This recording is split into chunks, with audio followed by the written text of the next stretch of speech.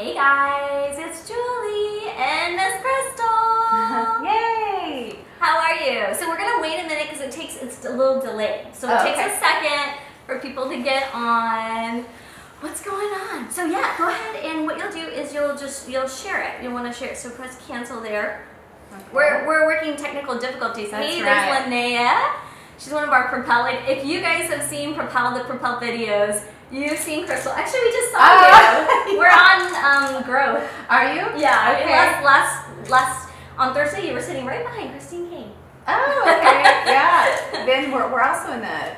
There's a few of us from New Life that are in there. Yeah, I love that. Yeah. It's so fun to see him.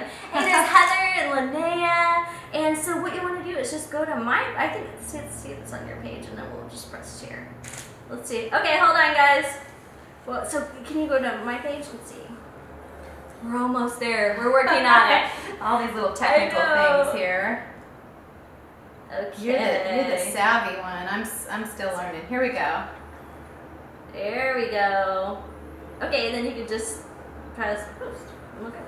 Okay. All right. So good to see you guys. Oh, Stephanie, hi. How are you? So we're gonna be able to see like everybody that pops up. We're doing like a live, kind of Facebook Live training right here. That's right. We're keeping it live. I want to learn how to do this. You're so good at this. Oh, thank you. Well, we're so honored to have Crystal here with us today. If you don't know her, she's an incredible woman of God. She is so great. And so we're just honored that you would come. She drove an hour to get here, you guys. Oh, my pleasure. Yeah, thank you. Oh, there's Diana. She's a Propel gal. She's in Amarillo. Oh, She's in Texas. Yeah. Wow. So, anyway, we're going to get started. So, Crystal, this is Crystal Heisel, and her and her husband Doug are the pastors of New Life Church in Dublin and Alamo, right? I was just looking on your website yesterday. You guys have 4 services on a Sunday. We have 4 services in Alamo and 2 services in Dublin. 4 services, you guys, on a Sunday. Can you believe that? That's craziness. Yeah. That's pretty awesome. Fun. Yeah. Keeps us busy. Yeah. Well, okay, so I was going to start off by having you tell us a little bit about yourself. Take about 2 minutes. Tell us like who you are, what you do, and about your life. Okay, so my husband and I are church planters. We are about 20 years old in the church planting. I was going to say, you're 20 years old? That's amazing. We started in a movie theater, and we were there 5 years in the movie theater. We had church there. All of our offices were in our home. Maybe I'm jumping ahead too far, but after 5 years, we moved up into Alamo, and then we replanted back into the San Ramon area, and then we moved that church into Dublin, into the facility that we're in now, and replanted back there. And oh my gosh, you guys have been everywhere. And then you have kids. We do. Kids. So we have 3 young adult daughters. They're all in their 20s. Yes. I have 3 brothers, and growing up, all I could think about was having sisters, and so God was so good to me. Yeah, so I love having girls. They're amazing. Our oldest just got married almost a year ago on December 2nd. I can't believe it's been a year. She was so beautiful too. Oh, she's beautiful. Thank you. She's a blessing. And her daughters are not only are they beautiful, they're talented, and they're just amazing women. They get to work with them. Isn't that cool? Get to work with your folks. That's really cool. We love that. I don't know how long it's going to last. I hope it lasts for a long time. Joy and her husband Dan are young adults pastors with us, and they also head up our Leadership Institute that was just started this past year. So good. And then our middle daughter, Rachel, she's on staff with us, and she is creative, very talented. So all of our graphic work, that's her. Okay. And then our youngest daughter is away up at Northwest University, and she is in her senior year. And then also she has 1 more year after that because she's doing her master's. So. Oh, that's perfect. Yeah. Well, we're going to get started. I'm going to try to keep this short. You guys know how I can make this go on and on and on. I'm going to try to keep it a little short. So I'm going to ask you a question, and this is the burning question every woman that knows Crystal wants to know. I know. Because I have known her for, years. And I've never seen her have a bad hair day. Oh my word! Her hair always looks good. Do you ever have a bad hair day? Okay. Yes, I do, and I'll tell you the secret. Okay. When I do, I put a hat on. Okay. I'm just gonna be really honest. I have really thick hair, and I just don't wash my hair very often. Hey, there you go. So and it works. It works. When you do that. It works. Is your hair thicker? I mean, is it curly or straight? My hair has wave to it, so it is straightened. Yeah. Mm-hmm. Yeah. I know. Okay, you guys. I want to see a picture of you on a bad hair day. That's what I want to see. Well, tell us about your growing up and who was your biggest influence? So I grew up in northern Idaho, and I grew up in the country. And my parents were on 40 acres, and my family were all outdoorsmen, and my grandparents also had their home on the same property as my mom and dad. They built their home there. Cool. But they were all hunters and outdoorsmen and fishermen, and you know, I grew up really not having a lot of girlfriends in my life. Okay. So my church friends were the friends, and we lived way out of the community or out of the town. So going to church was on Sunday morning, Sunday night, Wednesday night. If there was something happening in between, we were there. Okay. My parents were just very, very good about making sure that we were always there. So that planted a lot of seed in my life. Okay. But yeah, so that was kind of the ground there. What was it? What else did you ask me? Who do you think was your biggest influence in your life? I really feel like my grandmother had a lot of influence in my life. She had a real deep love for the Lord, a bit aside from my mother. My mom has been a big influence in my life as well, but my grandmother had a real desire for ministry and a real desire for missionaries, and being a missionary, she always had that desire in her life. Wow. She never quite saw that happen in her life, goodness. I think, but all the stories that she shared and her desire just kind of sank down deep in my heart and gave me a real love for missions as well. So she had a big influence, and she was a prayer warrior. She was always in God's Word. You always knew that she was praying for you, and that meant a lot. When she passed away, there was a huge just feeling of emptiness when she passed. You know what strikes me about it while we're sitting here is that, you know, you're talking about her love for missions, and I'm sitting here with you having gone to Africa last month, to Mexico last month, Washington, D.C., and it's like that legacy, even though she never saw that, that legacy still goes on, and you're fulfilling some of the dreams that probably were in her heart. That's really cool. You know, I think that too. I'll tell you a little story about her. She wore glasses. She wore eyeglasses. And knowing that she always wanted to be on the mission field, when she passed away, we all went through her things. And I took her eyeglasses, and I kept 2 pairs of her eyeglasses in my jewelry box. And I kept them there for like 5 years. And I was a part of a conference one year where Dr. Gail Butrin, who is she is does medical missions around the world. She was doing this conference that I was a part of, and I was hosting that conference. And when she came on stage, I presented her with my grandmother's eyeglasses. And you know, my grandmother never made it to the mission field. But when I gave her those glasses, I asked Dr. Gail Butrin, would you follow these eyeglasses? And would you let me know where they end up? And about 3 months later, I received a letter from Dr. Gail Butrin. And she, in that letter, had 2 pictures of 2 Chinese ladies in their native costume, in their native dress actually, and they were wearing my grandmother's eyeglasses.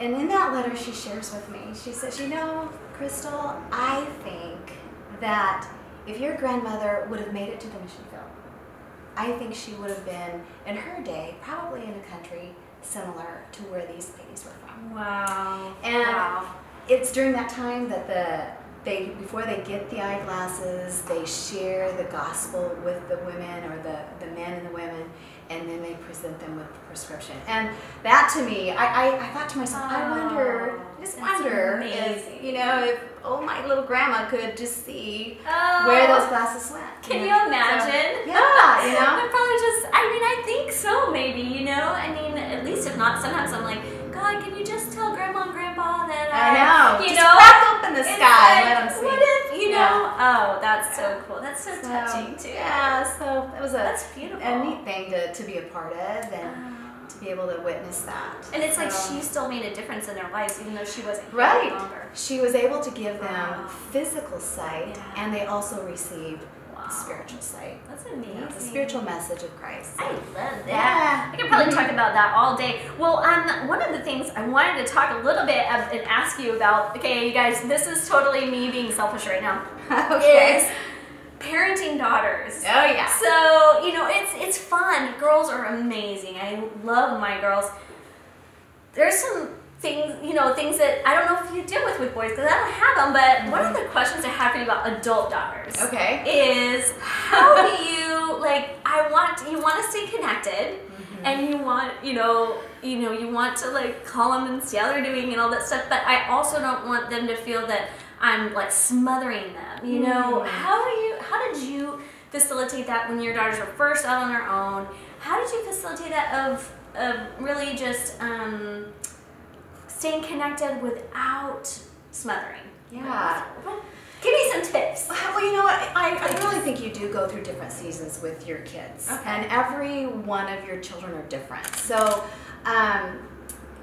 the relationship that I have now with my girls, I really want them to be themselves. And we have a friendship now. It's not quite the same as certain kinds of parenting that I have, you know? Right. Which is cool. Yeah, that's the cool part about them growing up. Yeah, I almost feel like when they're in middle school and high school, that's more of the time where they might feel a little bit more smothered by mom, and but so I had to constantly work at getting into their page, getting into their world where it's accepted. You know, so one of my kids, time is her love language, and so rather than asking her to go shopping with me, that's not what she would want. Okay. You know? So it would be getting into her world and finding out what her interests are, and she's my creative one. Yes.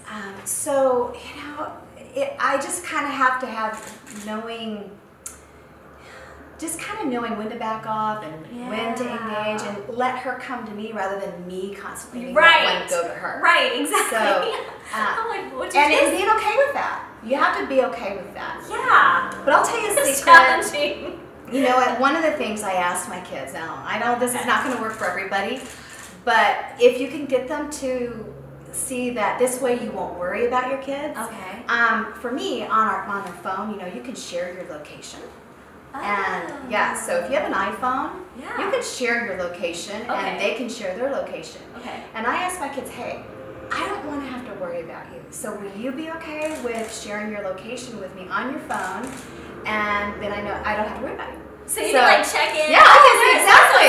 So my youngest daughter, she's at school at Northwest University, and I can say, oh, is she at school? Is she on campus right now, or is she at work? That dog is moving. Yeah, the dog is moving. I'm watching. You're like, I know. Okay, it's somewhere different than it was. And that just gives me a peace, That's and I just have to trust God in that, that they're okay. I love that. So that's so wise, you guys. I mean, you've been through it. You've got 3 young adult daughters. That's a big deal. Daughters are amazing, and they're there's like. So did you guys ever feel like too many hens in the hen house?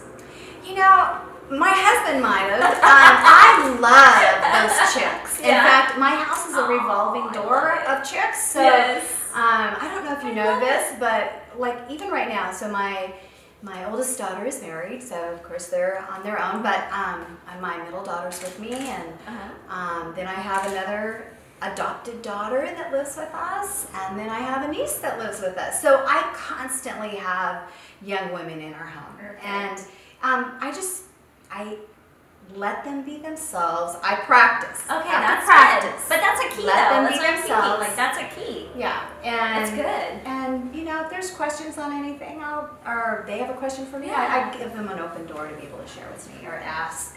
So I love that. That's good. I kind of That's pry good once daughter in a while. advice. I kind of pry a little bit though. I'll say, Yeah. so how are things going? Yeah. You know, with your mom. You know, some or how are things going with your dad or your brother? Or, But it's not the same as parenting when they're like under your right care and you're responsible for them, and you know, just not the same. Right. But you can't be afraid to parent them either. Yeah. Okay. And you know what? Okay, now my wheels are turning. Okay, I love this. This is good stuff. So as your kids get older, you cannot be afraid to. You got to pick your battles. Okay. You just have to pick your battle of what is the most important thing. Okay. One of the most important things I feel in my children's lives is who is going to be their mate. Okay. And so that's where I can't be afraid to say, you know what? I really feel like this is good, but this isn't great. And you just have to sometimes have those kind of conversations with them and not be afraid of it. Okay. And let them know, hey, you're not necessarily going to like what you hear right now, but I'm saying this out of my love for you. Right. And I'm taking you back to what you feel like your calling is. What you've shared with me is your calling, and I'm bringing you back to that. And I'm going to help you just kind of ask the hard questions of what has God called me to. Wow. And so those are hard things that you have with questions, but see, that's a big one to me. Yeah. That one's a big one. Oh my gosh, yes, You know, for sure. whether they put their clothes away, that's not a big deal. Yeah. You know? Yeah. Well, who they marry, that's like the huge one, but I love that. So you have to be intentional about parenting and know which points you're going to like really parent. Yeah. I love it. And like bringing back to their calling, that was so good. All right, I got a couple more questions for you.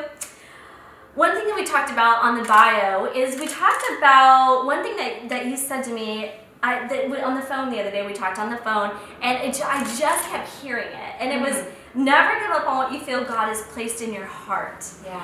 And that just lit me on fire because it's like sometimes you have so deep inside these things that you feel God is calling you to. Like maybe you were called to be with a pastor or a ministry, and maybe we have this thing inside of us that says I'm called to do this or influence or talk or whatever it is or create or whatever, and then you're in a circumstance where you can't see it right now. You're just like, oh my gosh, I'm drowning in Cheerios and diapers, some of you, and how do you keep your focus on what you feel God has said to you, the promises that are in your heart, when you can't see them? Tell us tell us about that. Okay. How does that work? Well, let me just take you back a little bit to where, as a teenager, I really felt a calling, a desire in my heart for ministry full time.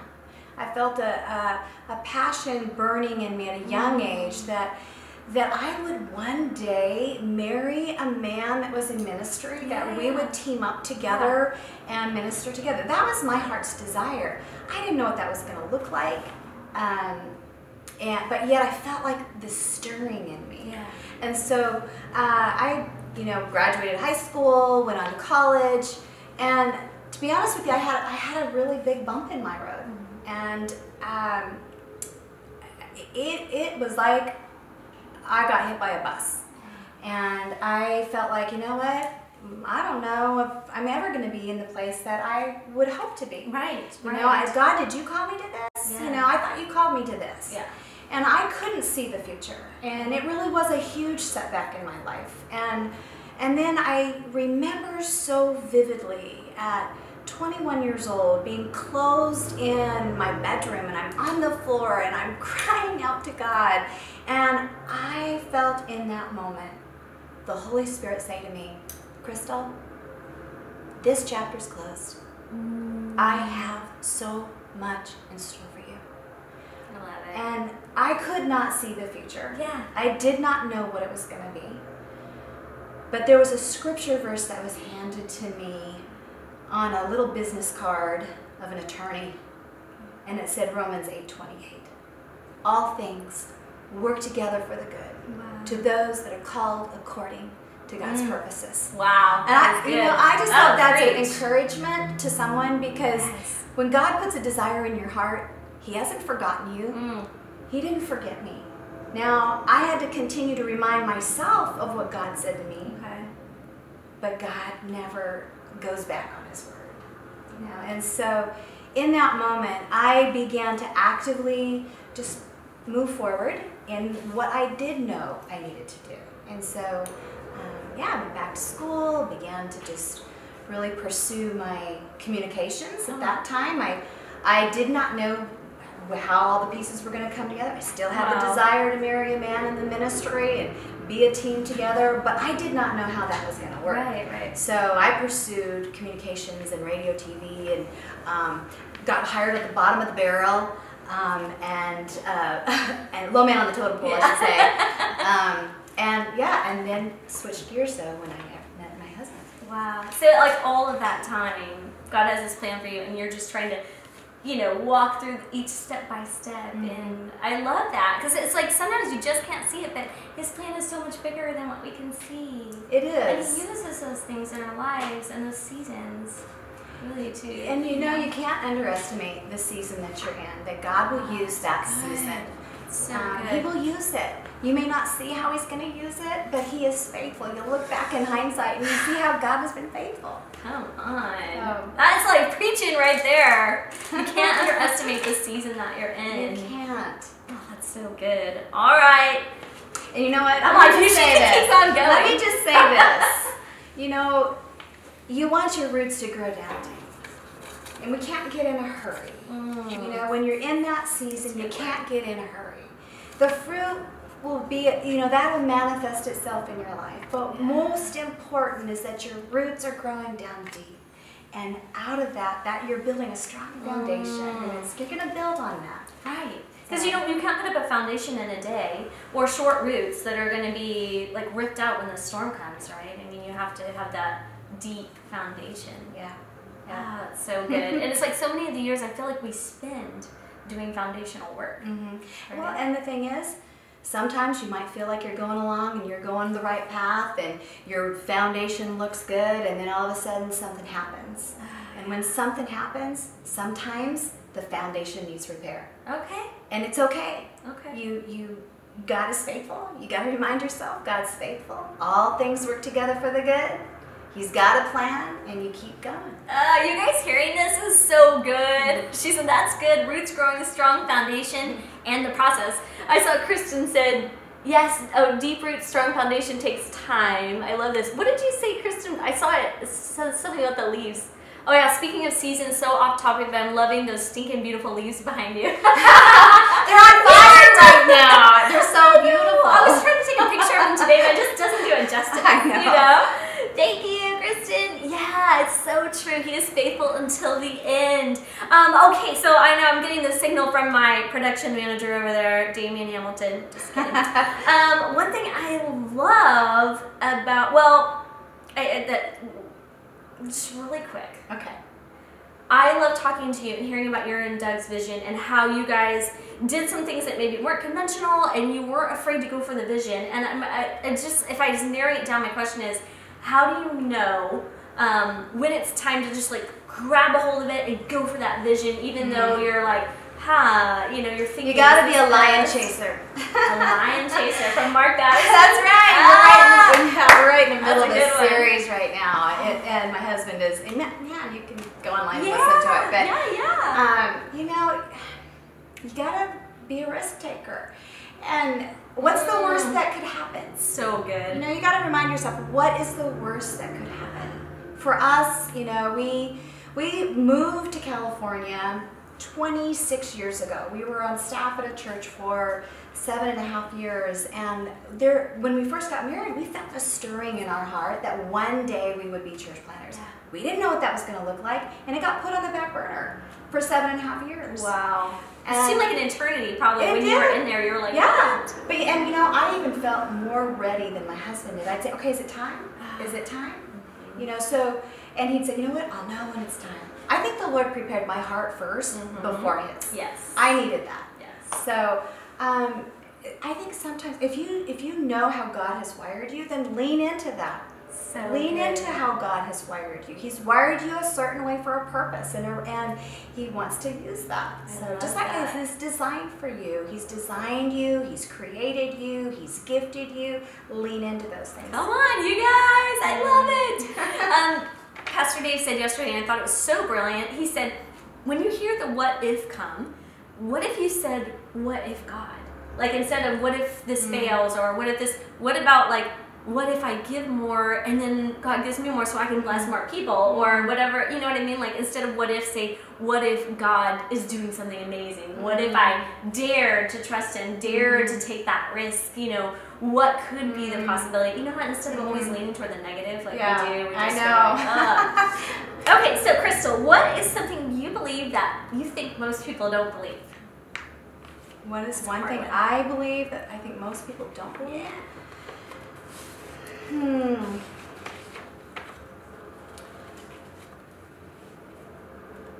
I strongly believe in the faithfulness of God, and even, you know, it doesn't mean that doubts don't come in. Yeah.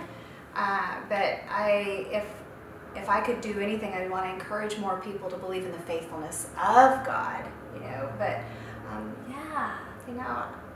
Do you believe God's faithful? I do believe God is faithful, and I can look back in hindsight and I can see how faithful He's been. It doesn't mean you don't go through hard times, but you press into it when you're in the middle of that struggle. I love it so much. I'm going to flip here because I think somebody that you know said something. Crystal trusted Him with her life. We at New Life Church are so blessed to have her there with her hubby. That was Donna Freeman. Oh, I know Donna. And Linnea said, don't underestimate the season God has you in with a little light bulb, like risk takers, lion chaser. Okay, so this is the last question. The last question is, I want you to think about where you were 5 to 10 years ago. What were you doing? What were your fears? What were your insecurities? What were your challenges? And there's probably people out there who are actually going through that exact space and facing the things that you are facing. So what would you say to somebody who was where you were 5, 10 years ago? What would you say to yourself? Well, you know, I was in a different season. So my kids were still at home. My oldest daughter was just graduating from high school. So I was in a different season at that time.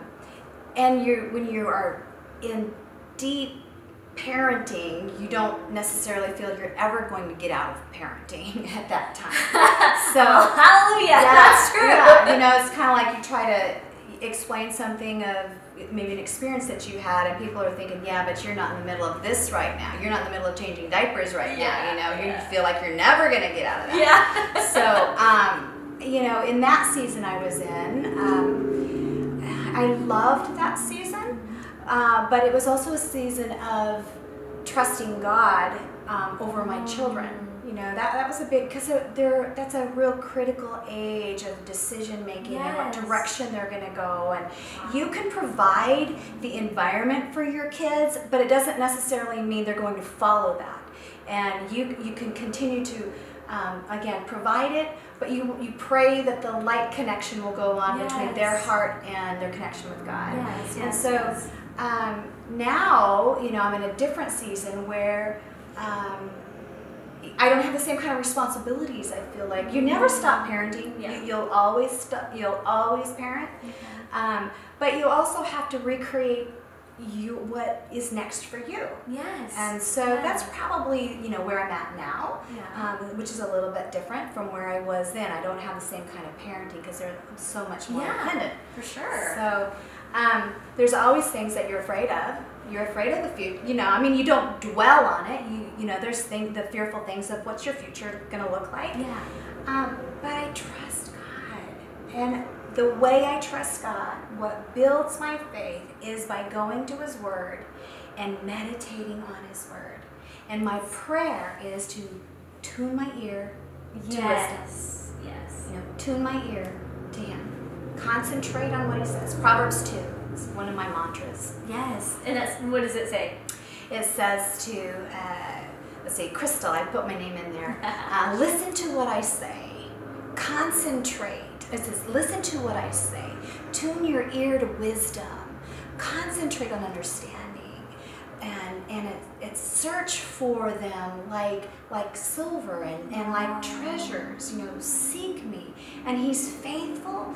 He will always give you wisdom. But it's spending that time, you know. But we just got to lean into it. I love it so much. Well, you guys, it's been such a treat today. I'm sorry this has to end. I wish I could just like keep talking forever. I love you. Thanks. But